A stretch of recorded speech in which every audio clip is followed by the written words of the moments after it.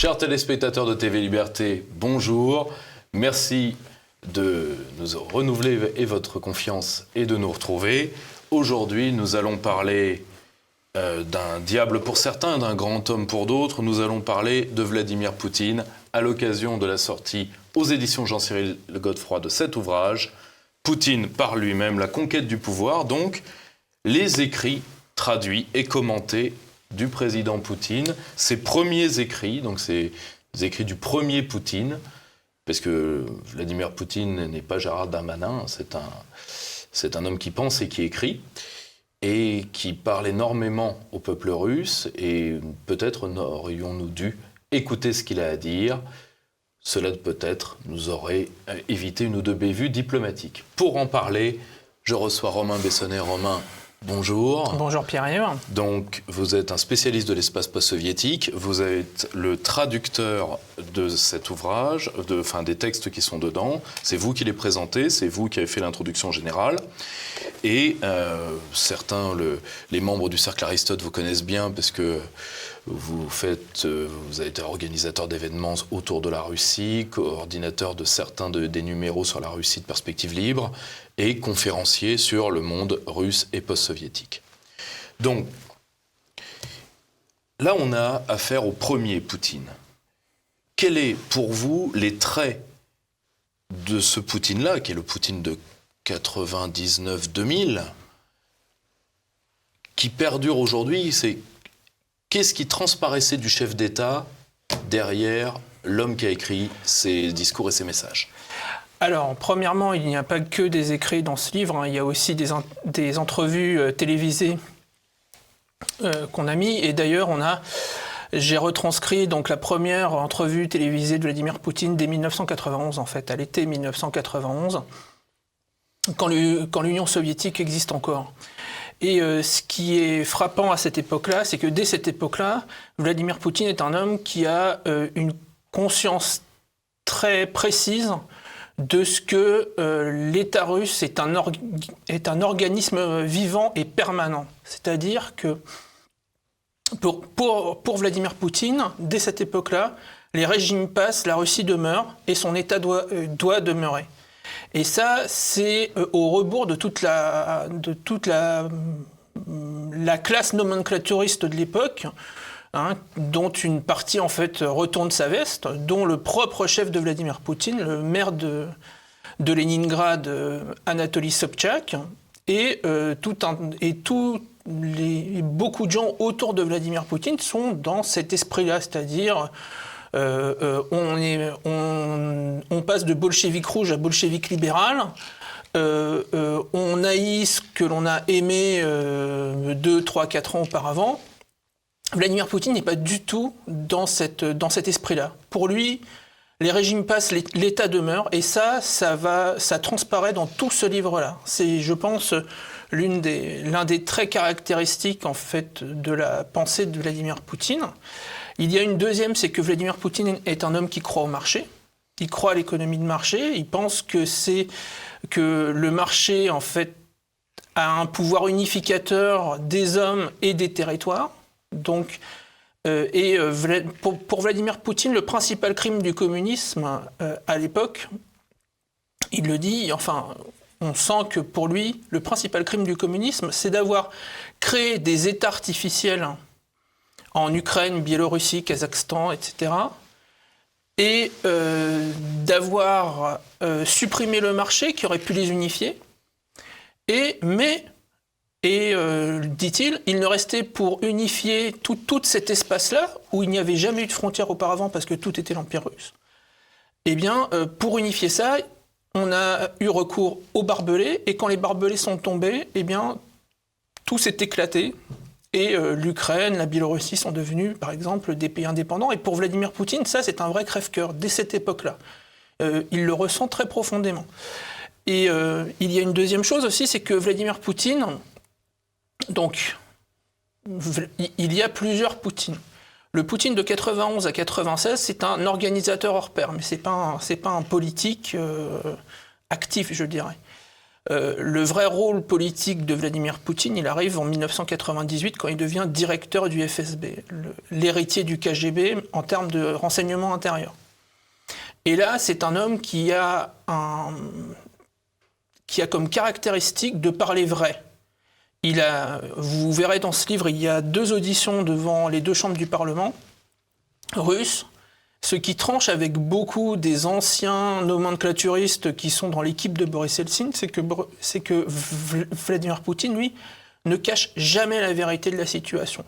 Il dit la situation est catastrophique, elle l'est. Il donne il donne des chiffres, il donne des dossiers, il donne des informations, et il dit il ne fait pas partie des gens qui, dans l'entourage de Boris Eltsine, sont là pour dire le pays va mal, mais les réformes font leurs effets et vous verrez, dans quelques années, ça ira mieux. Non, lui dit c'est catastrophique. L'État est en situation de perdition complète.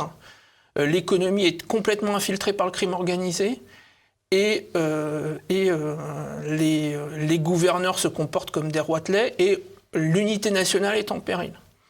Et ça, c'est ça qui va trancher en fait dans l'ambiance de cette époque-là, en tout cas parmi les gens qui sont dans l'entourage de Boris Eltsine. D'ailleurs, à cette époque-là, lui, il est plus proche du Premier ministre Yevgeny Primakov, donc, qui est un homme, je dirais, on dirait du centre-gauche russe, mais les catégories françaises sont peut-être pas les sont plus peut-être adaptés. Pas les plus adaptés, mais Yevgeny Primakov était quelqu'un par exemple, qui avait pris comme vice-président un ministre communiste, par exemple, ce qui était une rupture à l'époque. Et Yevgeny Primakov avait lancé déjà la lutte contre la criminalité économique et la lutte pour la réindustrialisation du pays. Et dans l'équipe de Boris Eltsine, Vladimir Poutine était celui qui respectait le plus Yevgeny Primakov. Ceux qui liront ces pages verront que à chaque fois que, par exemple, un journaliste essaye de le pousser en lui disant votre prédécesseur, quand même, Monsieur Primakov a été démissionné par Boris Eltsine, ou bien il a fait beaucoup d'erreurs, ou bien Monsieur Primakov, quand même. Vladimir Poutine dit toujours Yevgeny Primakov est un homme très estimable. Moi, si je le mettrais à la place où il veut être dans l'organisation du gouvernement, et je prendrais toujours ses conseils parce que c'est un homme qui est très sage et dont l'intelligence mérite que les hauts personnages de l'État l'écoutent. Donc, on n'est pas face à quelqu'un qui est un homme de camp, fondamentalement, Vladimir Poutine. C'est un homme de rassemblement. C'est un homme qui pense que, il le dit d'ailleurs dans plusieurs de ses discours, il faut cesser avec le schisme de la société russe. La société ne doit pas être divisée contre elle-même, entre les nostalgiques de l'Union soviétique et ceux qui veulent la rupture et la table rase. Il faut construire une nouvelle Russie qui rassemble tout le monde. À cette limite près que pour lui, il y a des choses qui ne sont pas négociables, par contre. Ce qui n'est pas négociable, c'est la souveraineté, c'est l'unité du pays, et c'est ce que lui appelle dans le triptyque souveraineté, dignité, fierté, souveraineté, fierté, dignité nationale. C'est-à-dire que si les Russes ne vivent pas dignement, on ne peut pas exiger d'eux la fierté nationale. Et si l'État ne donne pas aux Russes la fierté d'être les membres d'une grande nation, s'il ne combat pas pour mettre en avant ce qui unit le peuple, les pages d'histoire, la gloire, les institutions qui unifient le peuple comme l'armée par exemple, eh bien dans ces cas-là on ne peut pas in fine être un pays souverain.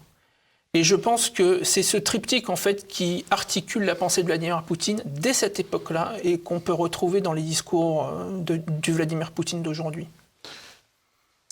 Moi, ce qui m'a frappé avec les écrits que vous avez traduits et commentés, c'est, il faut être très honnête, on a affaire à un homme qui est quand même d'un autre niveau que 80 allez, je vais être gentil, 80% de la classe politique dirigeante d'Europe de l'Ouest ou d'Occident.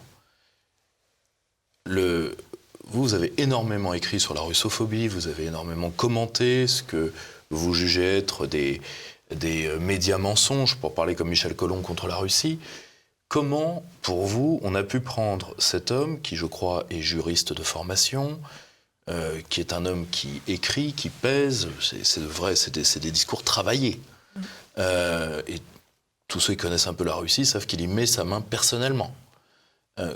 Comment on a pu arriver au Poutine le couteau entre les dents, assassin, bête assoiffée de sang, alors que cet homme-là a enterré politiquement, je crois, 2 ou 3 chanceliers allemands, 4 ou 5 présidents français, 5 ou 6 premiers ministres britanniques, 3 papes, et qu'il est certainement là encore pour un petit moment. Donc pour vous, comment on est arrivé à occulter ce que vous êtes arrivé à faire? Comment on est arrivé à occulter le Poutine qui s'exprime, le Poutine, comment on est arrivé à occulter la parole à la défense? Alors, tout d'abord parce que on sait, les journalistes français et occidentaux en général se sont trop attachés à la personnalité de Vladimir Poutine. On leur a dit c'est un ancien officier du KGB. Ce qui en soi veut rien dire. Donc, par conséquent, c'est un homme qui est un dictateur en puissance, un assassin en puissance, et qui va faire ce que un gestapiste ou un tchéquiste stalinien ferait. Je pense que ça, c'est une première chose. D'ailleurs, il y a une réflexion que j'ai vue dans un média français récemment. On a dit, oui, Vladimir Poutine s'est fait une image de maître espion alors qu'il l'a jamais été. Mais Vladimir Poutine, vous pouvez lire, n'a jamais dit qu'il a été un maître espion. Vladimir Poutine ne s'est jamais décrit comme étant, je ne sais pas, un 007 russe ou quelqu'un qui a fait une carrière exceptionnelle au sein du KGB. Non. En 91, d'ailleurs, ce qu'il dit, c'est que moi, le KGB, ça m'a appris quoi? Ça m'a appris à lire des informations, les trier, les hiérarchiser et en faire des directives applicables par des fonctionnaires. Je veux dire, on n'est pas face à quelqu'un qui a appris à faire des fiches et mettre des gens en prison. C'est pas du tout ça. Tout d'abord. Deuxièmement aussi, on s'est focalisé sur le fait que Vladimir Poutine est un homme qui, pour se faire comprendre, truffe ses discours, et je pense que j'ai essayé de le retranscrire le plus fidèlement, truffe ses discours de phrases de parler populaire russe. Et très souvent, les journalistes libéraux russes se sont accrochés à ces phrases-là. Pour dire, regardez quoi, il parle comme un gamin, comme un gamin de la cour d'école de Saint-Pétersbourg. Or, c'est pas du tout cela. Il fait cela assez naturellement pour que l'homme de la rue puisse comprendre ce qu'il dit. Dans la langue de Vladimir Poutine, il y a en fait plusieurs composantes. Il y a une langue assez technocratique, voire même parfois très technocratique, notamment quand il est auditionné par les parlementaires. Et puis, dans les interviews, vous avez une langue précise, travaillée de juriste, une langue littéraire et un parler populaire qu'il articule pour en faire un discours compréhensible par le plus grand nombre.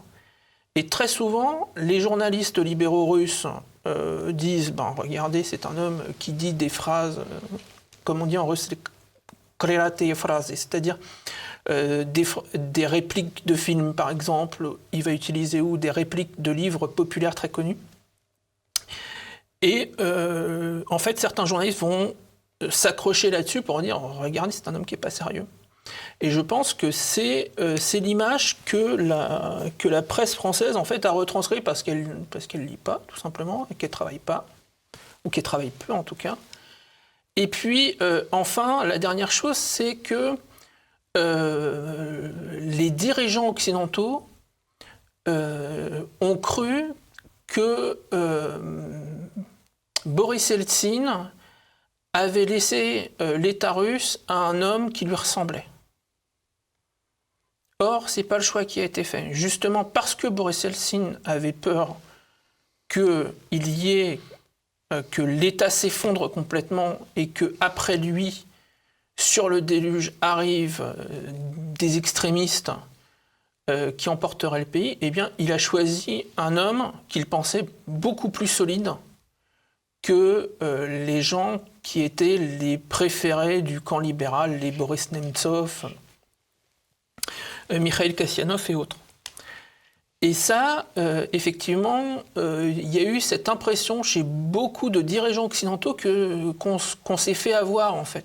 Parce qu'on pensait qu'on aurait un président pro-occidental, certes plus aimé que Boris Eltsine, parce que moins, c'était pas possible. Et, in fine, on s'est retrouvé avec quelqu'un qui est un patriote, qui croit en son pays, et qui croit que la Russie a vocation à être une grande puissance. Parce que c'est dans son histoire, c'est dans son code génétique, comme le dit Vladimir Poutine lui-même. Et ça, on ne lui a jamais pardonné. Et enfin, dernière chose, on a projeté sur Vladimir Poutine les images qu'on a, les clichés véhiculés sur la Russie, un peuple de gens brutaux, alcooliques, et finalement qui sont restés au fond d'eux-mêmes des sortes de hordes asiatiques hissant le drapeau rouge. Voilà. Et donc, les clichés de guerre froide, en fait ont été mis sur Vladimir Poutine à partir de la fin de l'année 2003-2004 à peu près. Et là, on a déroulé ce storytelling-là. Ce qui est... là, on est donc le tome 1 des écrits, des dits et écrits de Vladimir Poutine. Bon, j'imagine que vous en préparerez d'autres s'il y a possibilité. Et donc là, on est dans le premier Poutine, ce qui est... Mettons de côté la presse française et sa nullité devenue proverbiale, de côté. Il y a une chose, là encore, qui me stupéfait. Ce travail, un homme seul, certes, couramment bilingue et connaissant parfaitement le terrain, a été capable de le faire, vu que vous l'avez fait. Ce qui m'étonne, c'est que les milieux stratégiques français n'aient pas fait ce travail-là. C'est-à-dire qu'on n'a pas voulu comprendre un homme qui a déjà 22 ans de pouvoir derrière lui, qui a mine de rien un bilan qui est supérieur au moins aux 3 derniers présidents français pour leur propre pays, au moins. Et aujourd'hui, cet homme est, disons, haï, visé, au point qu'on parle maintenant vous l'avez peut-être vu, de guerre de haute intensité, alors que personne ne parle de la Russie, mais tout le monde sait que c'est la Russie qui est visée. Pour vous, quand il arrive au pouvoir, est-ce que Vladimir Poutine est dans une quelconque, vu que là c'est sa prise de pouvoir, est dans une agressivité vis-à-vis de l'Occident? Alors, bien au contraire, c'est-à-dire que Vladimir Poutine, jusqu'en 2004 à peu près, croit que les Occidentaux sont des gens de bonne foi. Il croit que les Occidentaux peuvent être des partenaires. Et lui dit, moi je suis prêt à être un partenaire de l'OTAN, je suis même prêt à devenir membre de l'OTAN, mais la condition que je mets et qui est sine qua non, et ça je pense que on n'a pas voulu l'entendre à l'époque, c'est que la Russie soit à égalité avec son partenaire. vous ne nous prenez plus, peut-être que nous ne sommes plus une puissance, mais on le saura. Et donc, créez avec nous un partenariat d'égal à égal, et nous pourrons devenir les meilleurs amis du monde. Or, à cette époque-là, il faut savoir que la première visite d'un chef d'exécutif occidental à cette époque-là, c'est Tony Blair. Et Vladimir Poutine parle de cette vision-là à Tony Blair, hein, on le sait aujourd'hui. Et Tony Blair dit tout de suite à Vladimir Poutine, vous ne serez jamais membre de l'OTAN. Parce que les alliés ne le veulent pas. Et Vladimir Poutine dit oui, ok, mais dans ces cas-là, faisons un partenariat d'égal à égal. Et Tony Blair dit oui, ça, effectivement, on peut en parler, mais il y a toujours cette chose. On va toujours être très vague avec Vladimir Poutine qui, lui, réclame des engagements clairs, nets, précis. Et il y a une deuxième chose qui va faire que Vladimir Poutine, à cette époque-là, effectivement, il est sur son maître à penser à cette époque-là, c'est vraiment Pierre le Grand. C'est-à-dire, nous devons prendre à l'Europe, apprendre de l'Europe, prendre à l'Europe ce qui est nécessaire à l'acquisition de puissance de la Russie, la technique, les idées, mais nous devons faire cela dans le but que la Russie soit grande, puissante et devienne un acteur mondial. Et beaucoup des Occidentaux à l'époque pensaient ont juste retenu la première partie du discours et ont oublié la deuxième. Or, pour Vladimir Poutine, c'est un tout. La Russie a vocation à la puissance, la Russie a droit à la puissance. Et je pense que ça, c'est le hiatus avec les Occidentaux. Les Occidentaux, à cette époque-là, pensent que la Russie n'a plus droit à la puissance. Et c'est là, je pense, que se noue, en fait, la contradiction entre l'Occident et Vladimir Poutine. L'Occident a aussi beaucoup de problèmes avec des gens qui croient en leur pays d'un point de vue général. Mais justement, pour vous, Poutine, dernier des Mohicans, en tout cas dans les peuples, je ne dis pas que la Russie est un peuple européen, elle ne l'est pas, et en tout cas, si elle l'était, elle ne n'est pas que ça. Mais, disons, dans les peuples des sphères culturelles européennes, Vladimir Poutine est-il le dernier des Mohicans qui croit à l'ordre national, ou est-il le premier de quelque chose d'autre pour vous ? Quand on regarde la scène plus générale, premièrement, je pense que Vladimir Poutine, dans la sphère eurasiatique, a été l'un des premiers à de nouveau croire dans l'État-nation et dans la puissance de l'État. C'est clair, voilà. Deuxièmement, je pense que ce qui a sauvé Vladimir Poutine et ce qui a sauvé la Russie, c'est justement de très vite se dire que que les solutions ne sont plus qu'en Europe. Je pense que dans les tomes suivants, on verra. Si à cette époque-là, Pierre le Grand est la principale inspiration de Vladimir Poutine, à partir du milieu des années 2000, Vladimir Poutine va prendre des inspirations beaucoup plus orientales. Je pense notamment à des gens comme Lee Kuan Yew, par exemple, l'ancien Premier ministre de Singapour, qui est vraiment une source d'inspiration de Vladimir Poutine dans la seconde partie de sa longue présidence. Des hommes comme Deng Xiaoping aussi, par exemple, sont des gens qui vont alimenter sa pensée et alimenter en fait le fait que aujourd'hui les solutions ne sont plus qu'en Europe et ne sont plus qu'en Occident, mais il faut que la Russie s'ouvre à tous ses voisins et à toutes les idées. D'ores et déjà, pour avoir la parole à la défense, la parole au principal intéressé, Poutine par lui-même, je ne peux qu'engager Ça fera une jolie lecture d'été pour nos amis de TV Liberté. Poutine par lui-même aux éditions Jean-Cyril Godefroy, traduit et présenté par Romain Bessonnet. Romain, merci beaucoup.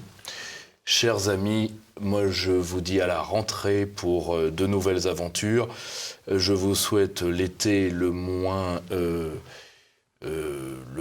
plus reposant et le moins obsédé par les affaires de variants, de Véran et autres, en espérant qu'il ne vous gâche pas vos mois de juillet-août.